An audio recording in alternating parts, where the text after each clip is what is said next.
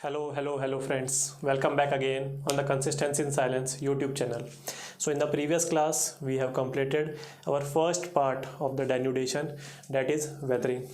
In today's class, we will be discussing the second part of the denudation, that is erosion. Now, there are some fundamental differences between the weathering process and the erosion process. Whereas in weathering process, we have studied it is a in situ process. It means the physical disintegration or chemical decomposition of the rock materials are happening at their source. Whereas in erosion part, we will be discussing that it constitutes two process. The first one is the breaking and the second one is the transportation. Transportation by what things? These are called agents of erosion, like air, like water. So these things we will be studying in the further lectures. So without any further ado, let's jump to today's class.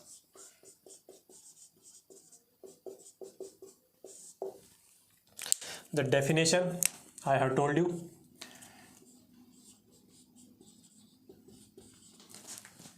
The weathering was in situ process. This is ex situ process. There is a breaking of the rock materials, then there is a transportation. During this transportation also there is a breaking happening, and then there is a deposition. So this is the whole process of erosion, ex situ process involving the breaking as well as transportation.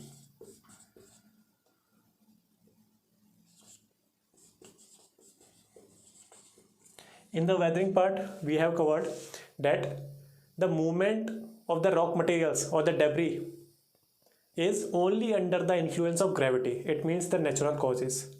But here we are involving the agents of erosion, which will help in the process of transportation. So in this we are going to study two heads. The first one is the karst topography and the second one is the fluvial topography. It means related to rivers. So first of all, karst topography. What are karst regions? These are the regions rich in limestone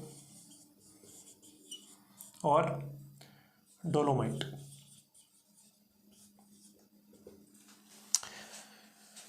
Surface drainage is absent in such regions. What does it signify? Yes, the rivers are flowing underground because these are jointed rocks. Limestone is although hard rock, but in the presence of water, it becomes a soft rock, and hence the permeability increases. Due to the increase in permeability, the rivers are flowing underground. So 2 to 3 things are very important with regards to our prelims, and these topics are more relevant with regards to our only prelims.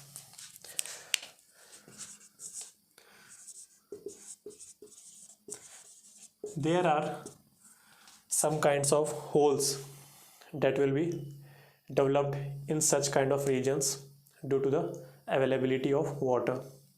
This is also a previous year question, I think CDS या CPF में था. Size of holes पूछ लिया था हमें increasing से decreasing. सो क्या है?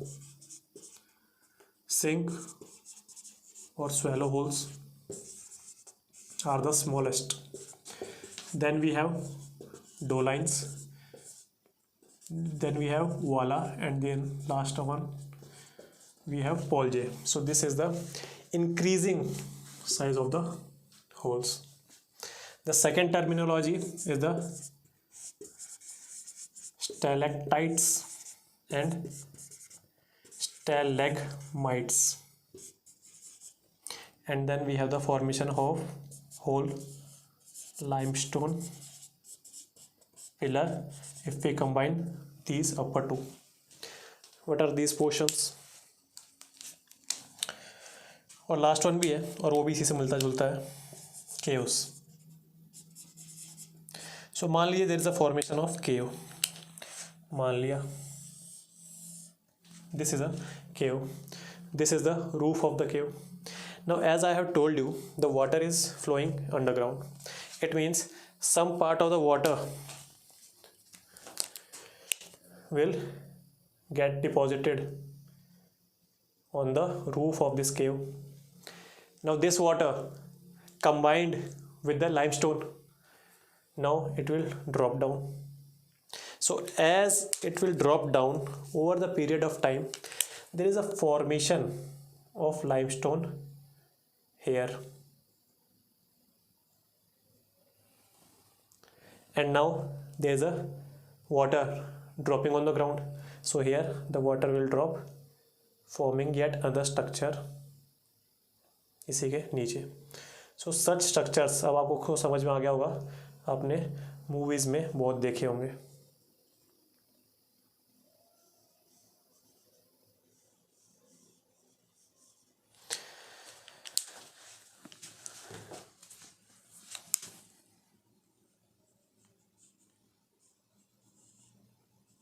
This is the droppings of the water. कैसे याद करना है, सीधा वो देखते हैं. In the stalactites we have the presence of C. It means they will hang from the ceilings. These are known as stalactites. Stalagmites consisting of letter G, it means they will be at ground level. So these are stalagmites.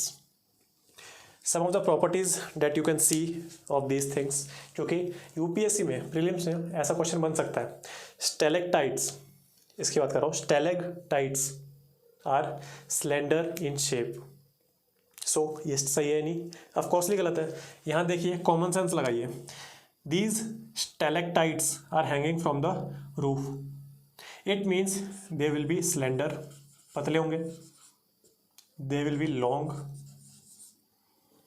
and they will be hanging from the roof. पानी नीचे बहुत जोर से गिर रहा है ना, kinetic energy है. मान लीजिए कितना फीट होगा, 10 या 15 फीट की अगर केव है तो बहुत तेजी से नीचे गिर रहा है पानी. So this will be short, rounded and on grounds. So this will be the concept of stalactites and stalagmites.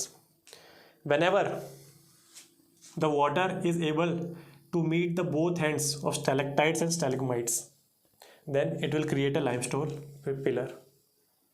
और एक और जो लास्ट मैंने बताया, केव्स भी इसी का कास्ट टोपोग्राफी का पार्ट है. So this was all regarding the karst topography. देख लीजिए.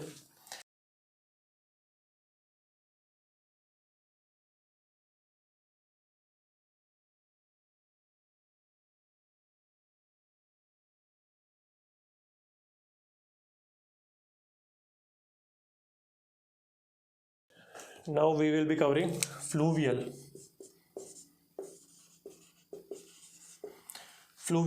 topography. So you know, the water has the capability to erode the regions by its kinetic energy as well as potential energy. So there are some processes involved by which water can erode such regions. Like, first of all, the most famous, the corrosion. Then yet another term is corrosion or abrasion. So corrosion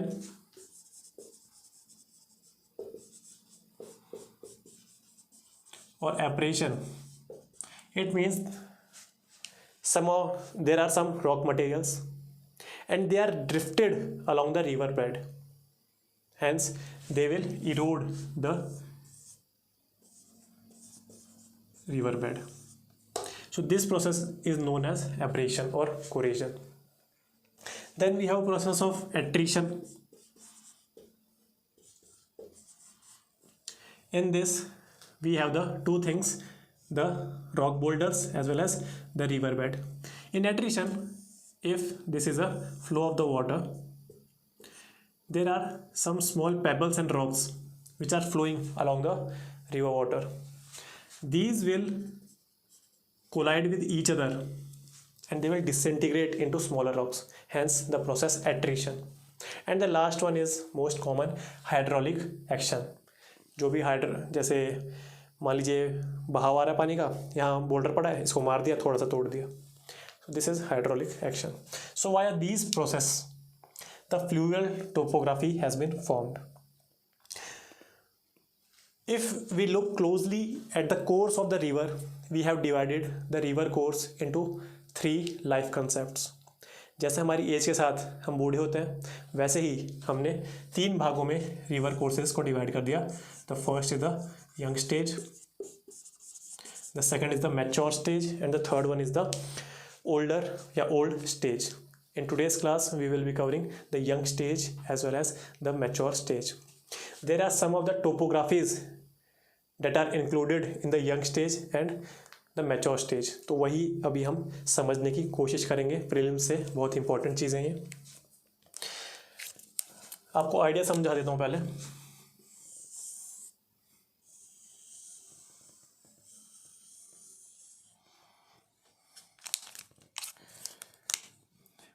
Here we have ocean.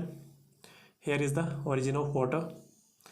यहाँ से बह रही है, इधर आएगी, एकदम से इसका इंक्लिनेशन बिल्कुल फ्लैट होगा. तो क्या होगा, अब ये बात करेंगे क्या होगा, पर आप याद रखिए, एकदम से ज़मीन पे मारेगी टक्कर, दुख ऐसे करके. उसके बाद ये फिर चलेगी और लास्ट में पहुंच जाएगी. So this will be the young stage, this will be the mature stage, and this is the old stage. तो ये पूरा कंसेप्ट यंग स्टेज में. सो इसमें 2-3 करेक्टरिस्टिक्स होंगी. थोड़ा कॉमन सेंस लगाइए.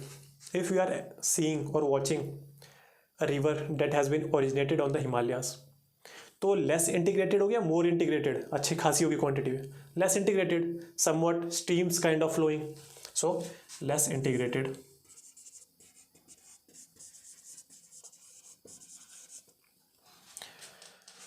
Its speed will be less or very high? Of course, very high.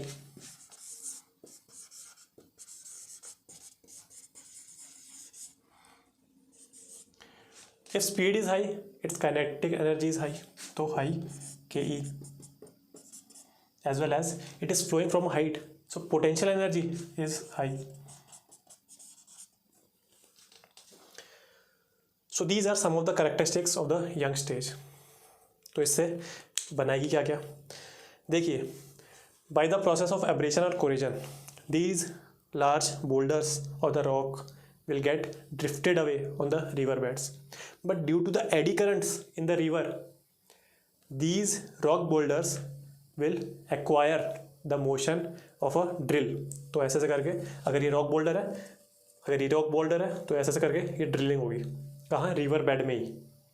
ये साथ साथ भी चल रहा है रिवर के, और ये ड्रिलिंग भी करता जा रहा है, रॉक बोल्डर. सो उससे क्या फॉर्म होगा,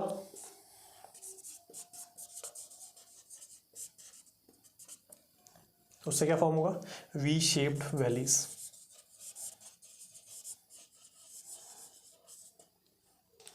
है ना, मतलब गॉर्जेस होंगे, कैनियन होंगे. What is the difference between gorge and canyon? So see, this is a gorge.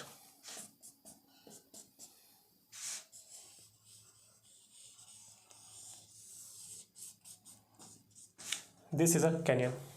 Step wise थोड़ी यहाँ फील आती है, इधर एकदम नीचे होता है, गड्ढा होता है. अंडरस्टूड? तो Kali Gandaki canyon, this is canyon. Kali Gandaki gorge is the deepest. ठीक है, हिमालयाज में. और ये तो आपको पता है, रिवर कोलोराडो डेथ वैली है जो यूएसए में, सोनोरान डेजर्ट के आसपास, वहाँ ये बहुत फेमस है ना, Death Valley canyon. Then we have the formation of V shaped valleys हो गया, rapids and cataracts.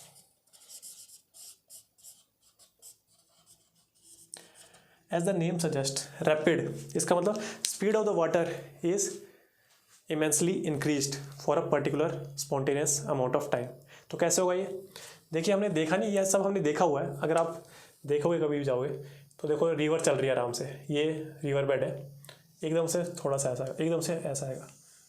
So this abrupt change in the inclination or slope, लाल क्यों है? हाँ नहीं दिखाएंगे ब्लू से, अच्छे समझाएंगे। ये देखो ये रिवर चल रही है, एकदम से नीचे आ गया, फिर एकदम से नीचे आया, अब थोड़ा ज़्यादा हाइट का नीचे आया। So these are known as the rapids. और रैपिड का ही बड़ा वर्जन कैटरैक्ट। सो इसके कुछ फ़ायदे हैं या नुकसान है? कुछ फ़ायदे भी नुकसान भी है। नुकसान क्या है? द लोकल और regional navigation via reverse becomes difficult. Nile river है जो अफ्रीका में मेडिटेरेनियन सी में ड्रेन होती है, उस पे 5 बिग कैटरैक्ट्स हैं। So it will hinder the regional navigation via river. But देख रहे हो आप ये कैसा टोपोग्राफी है? अगर मैं यहाँ एक टर्बाइन लगा दूँ तो सो इसका मतलब there is a positive side also, it helps in generation of hydro electricity. Rapids and cataracts हो गया, वी शेप्ड वैली हो गया। Waterfall and plunge pools.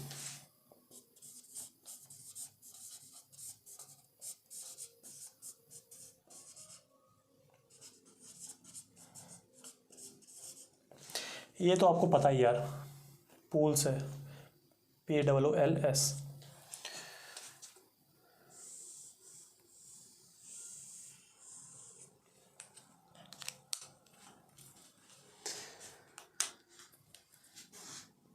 क्या होता है?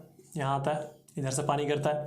ये पहले समतल थी ज़मीन, it was flat before, but due to the simultaneously continuous due to the continuous hitting of water onto the ground, there will be a creation of plunge pool. So this is known as plunge pool and this is the river cliff. तो ये यहाँ से इरोड करता रहेगा तो एक river Cliff बन गया एंड यहाँ प्लंज पूल भी बन गया। तो हमारे पास वाटरफॉल भी हो गया, हमारे पास प्लंज पूल भी आ गया। These are all the landforms of the young stage. तो यंग स्टेज में रिवर ये सब बनाएगी। और भी कुछ बच गया होगा तो मैं नीचे आपको दे दूंगा डिस्क्रिप्शन में, अभी मुझे इतना ही याद आ रहा है।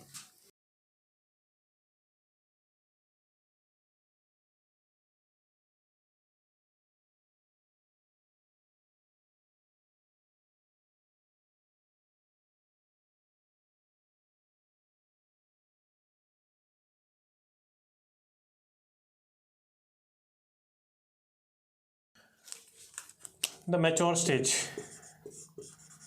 River has become an adult now. So इसकी करेक्टरिस्टिक्स क्या होने वाली हैं? Now speed will be somewhat decrease और increased, somewhat decrease.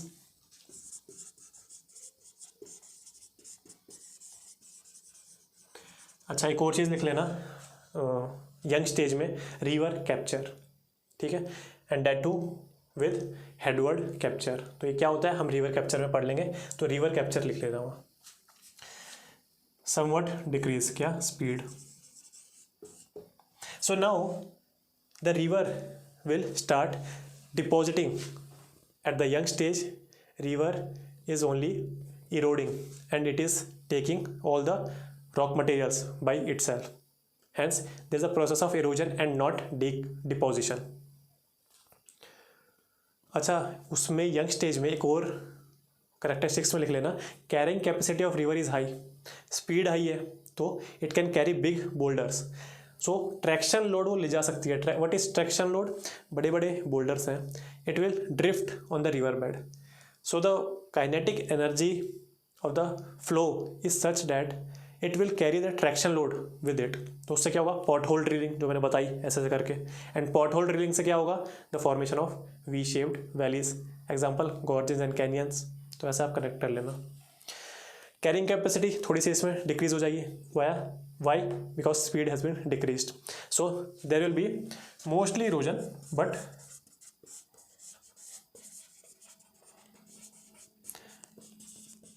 some deposition also starts. As the speed has been reduced, it means the pothole drilling will get reduced. It means now the flow will erode the walls of the river. इसका मतलब lateral erosion plus somewhat vertical.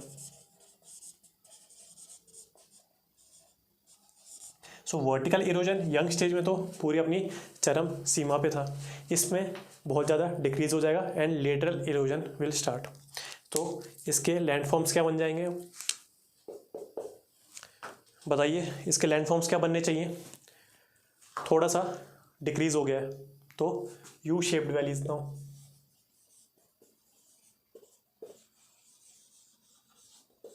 अच्छा, ये U shaped और V shaped पता है ना आपको, V shaped will be more tapered और यू शेप्ड यू जैसी, ठीक है। ये कंसेप्ट समझना बहुत अच्छा कंसेप्ट है, वही जो मैंने चीज़ आपको एकदम शुरुआत में बता दी थी वही मैं बता रहा हूँ। ये आई यंग स्टेज से और यहाँ गिरी तेज से और फिर ये चलने लगी। इतनी तेज़ से अगर रिवर गिर रही है, अगर आप इतनी तेज़ से गिरो और उसके बाद चलो, तो अगर आपने 10 किलो का सूट पहन रखा है, 3-3 किलो के सूटकेस ले रखे हैं आपने, ठीक है, 3.5 किलो का आपने वेट्स लेग वेट्स पहन रखा है, 2-2 किलो के डंबल ले रखे हाथ में, और इतना तेज़ से आके आप एकदम से गिरो तो क्या होगा, जबकि आपको वापस चलना भी उठ के तो क्या होगा, हाँ जी, ये सारी चीज़ें आपके लिए साथ गिर जाएंगी। So the traction load which the river is carrying during the young stage or youthful stage, इस कोलिजन से ग्राउंड पे क्या होगा, सारी चीज़ बिखर जाएंगी वहीं, और इसी रीजन को अब बोला जाएगा। तो अगर मैं सामने से बनाऊं तो आपको ज़्यादा अच्छे समझ आएगा। इधर से रिवर अपनी छोटी छोटी स्ट्रीम्स पे आ रही थी और यहाँ की क्या हुआ, एकदम से बिखरी। So there will be this kind of deposition at the foot hill of the mountains. और क्या ये कंप्लीट डिपोजिशन किया है कहाँ, foot hill of the mountains, and this is known as alluvial fan. बहुत ही अच्छे कंसेप्ट है, कोई नहीं आपको समझाएगा ऐसे, आप देख लेना चाहे क्योंकि मैंने यूट्यूब पे देख रखा है, वो बस आपको पिक्चर्स दिखा देंगे, पिक्चर से आपको समझ नहीं आएगा क्या हो रहा है ये। एलुवियल फैन, और this alluvial fan in India is known by 2 names. क्या है वो, Bhabar and Terai regions. So these are 2 things. अब आपको सब समझ में आ गया होगा अगर आपने, if you have studied geography before. Bhabar की कैरेक्टरिस्टिक्स क्या है, yes, big boulders, river will flow underground because of the high porosity,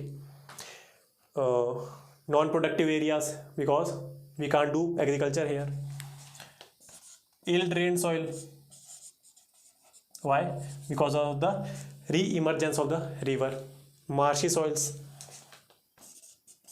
huge in biodiversity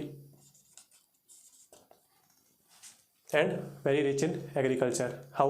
Because in the northwest part of India, most of these wetland or marshy kind of soils have been reclaimed by the humans and they started agriculture in these areas.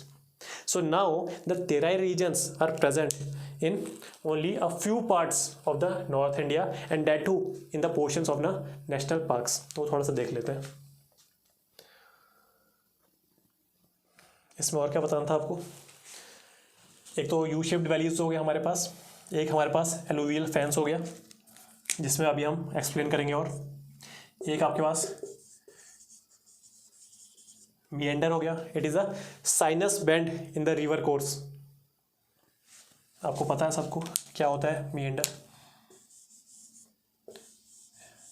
जब ऐसे ऐसे turn करने लग जाती है उसको बोलते हैं मिएंडर। सो इसी में हम पढ़ेंगे river Cliff and slip off slope. पहले ये समझा देता हूँ, ये बाद में देख लेंगे। River Cliff and slip off slope, यही चीज़ अगर मैं साइड में बनाऊँ, साइड वाइज ये बना दी मैंने, यही चीज़ मैंने ऐसे बनाई है। नाउ रिवर ऐसे फ्लो हो रही है इसमें, और उसी के साथ एक साइनस मूवमेंट भी हो रही है रिवर में। मतलब रिवर ऐसे जा रही है, ऐसे जा रही है, फिर और ऐसे भी जा रही है। सो इससे क्या होगा, देखो अगर रिवर ऐसे मूव कर रही है, ऐसे मूव कर रही है क्लॉकवाइज में, तो यहाँ से ये फावड़े जैसे खुदाल लेगी और यहाँ से निकाल लेगी मटेरियल, और यहाँ से ये इधर डिपॉजिट कर देगी। अंडरस्टूड? या तो आप ऐसे भी कर सकते हो, आपको याद रखना है ऐसा ज़रूरी नहीं है वो क्लॉकवाइज में ही हो रही हो, समझ गए ना, कंसेप्ट के लिए बता रहा हूँ। अगर इसे उल्टा भी कर लो कोई दिक्कत नहीं मुझे, आपके कंसेप्ट क्लियर होनी चाहिए।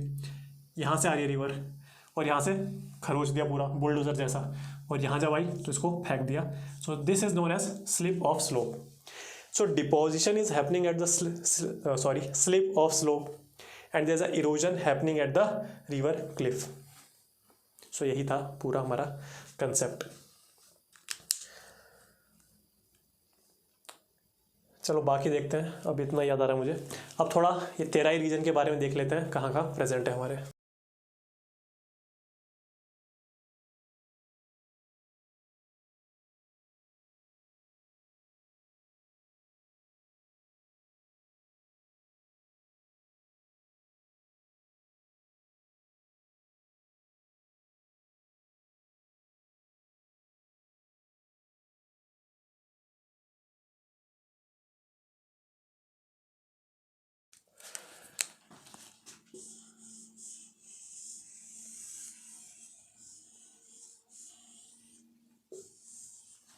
मैं बन गया जल्दी से, ऐसे ही इतनी तेज़ी के साथ आपको भी बनाना पड़ेगा।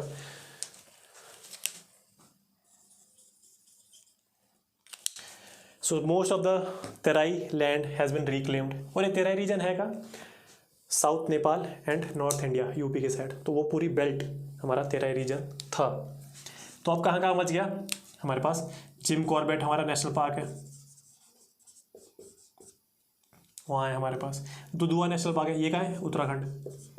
Then Dudhwa on river Sharda. Jim Corbett कौन से रिवर पे है आप देख के बताइए। दुधुआ शारदा यूपी में ये। Then we have Valmiki national park, किधर है, बिहार।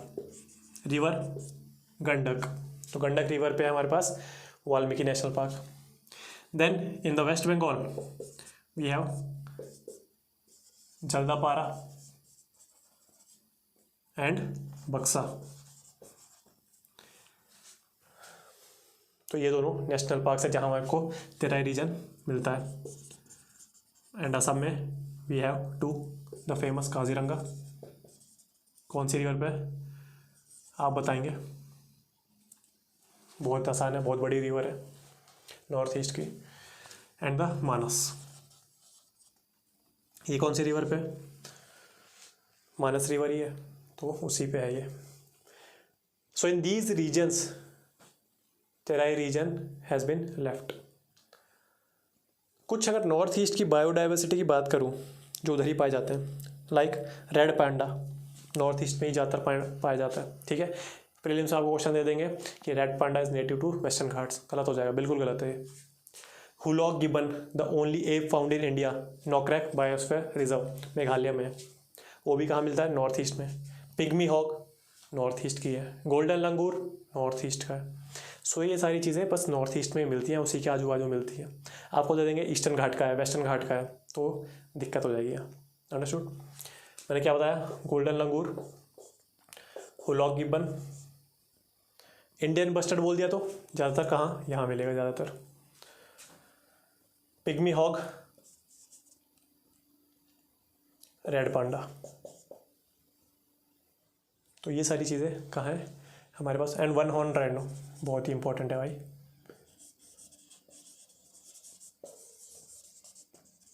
सो यही थी आज की class. In the next lecture we will be covering our whole chapter of this Indian drainage and we will jump to the atmosphere part. In the next class we will be covering the last stage, that is the old stage. थोड़ी सी बड़ी class हो जाएगी तो उसमें हम देखेंगे old stage of river. So तब तक के लिए if your concepts are getting cleared, please like this video, share it with your friends and subscribe to our YouTube channel. तब तक के लिए goodbye, जय हिंद।